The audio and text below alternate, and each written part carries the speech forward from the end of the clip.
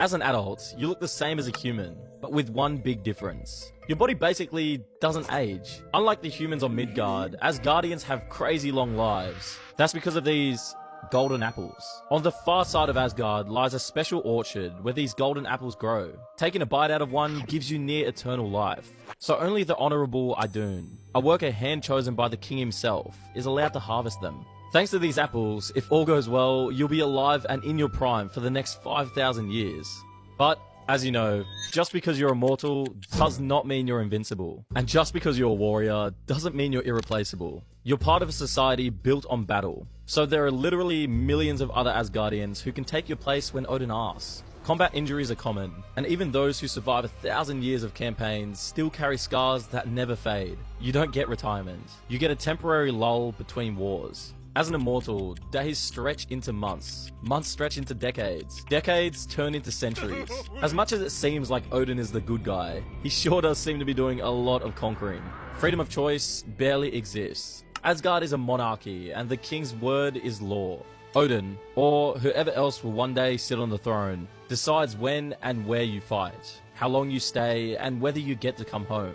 Disobey his orders and you risk exile, dishonor, or magical punishment. Your personal ambitions don't mean anything when the survival of the realm is at stake. Generations of quote-unquote peacekeeping have left Asgard with a reputation for conquest. To the Nine Realms, you are not a noble protector. You are a living weapon of an imperial power. Except Earth, just because they really like Thor. You've fought for centuries, maybe millennia. You've battled frost giants, dark elves, and cosmic beasts that don't even have names in the Midgardian science books. You've survived injuries that would reduce a mortal to dust. But the one fight you can't win?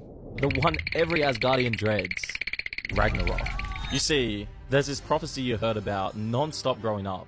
The story of Ragnarok. The prophecy says that one day, all of Asgard will be destroyed, and every Asgardian will be wiped out of existence for good. Nobody knows when that day will come exactly. They just know that this day of destruction will be brought upon by Loki. And it's inevitable. One day, Asgard will fall. It's a tough feeling to go about life knowing that no matter how bravely you fight or how wisely you rule, the end of your world is not a possibility. It's a scheduled event. Despite having long lives, a lot of Asgardian culture revolves around death. If you die in battle, an honorable end, you'll ascend to the astral plane of Valhalla, where you'll feast in a world of stunning natural beauty for all eternity. If you die a peaceful or even dishonorable death, you'll go to hell, or worse, Niflheim. But you're pretty good at your job, and at this point, you've got a few hundred years of experience, so hopefully that doesn't happen anytime soon. Hello? What's that? Ragnarok is here. When it hits, there's no warning siren, just the sky tearing like paper. The Bifrost cracks apart in a flash of rainbow glass. A second sun ignites as Surtur steps through with his sword, a skyscraper of living fire.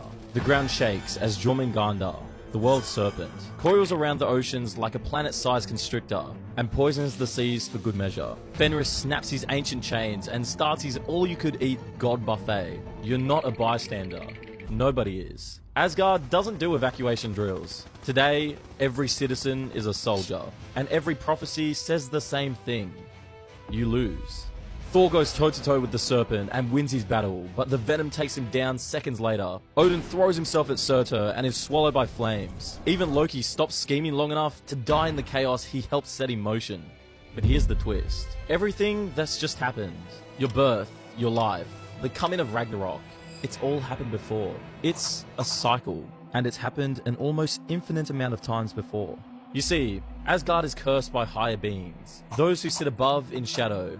They're powerful, mysterious celestial entities who feed on the energy of the Ragnarok cycle, manipulating the fates of Asgardians. They're the gods of gods, and nobody knew about them. Ragnarok is like hitting a big reset button. When the flames finally burn out, the cycle starts again. You've been born, fought, and died countless times over the millennia, and you had no idea. Every Asgardian has been living and reliving the same life since the beginning of the world tree. But you fight anyway, because that's what an Asgardian does. But all your strength, all your magic, all those centuries of training mean nothing against the destiny older than the Nine Realms. When the flames finally reach you, The golden city you bled for is already collapsing into cosmic rubble. And that's the punchline of Asgardian life. You can train for 1,000 years, win 1,000 battles, but the universe has already decided your fate. You're a puppet in some sort of never-ending cosmic horror show. A pawn in a chess game that's been starting and restarting since the beginning of time. And every time, the game is played the exact same way. This is how it always ends for you. But hey, better luck next time.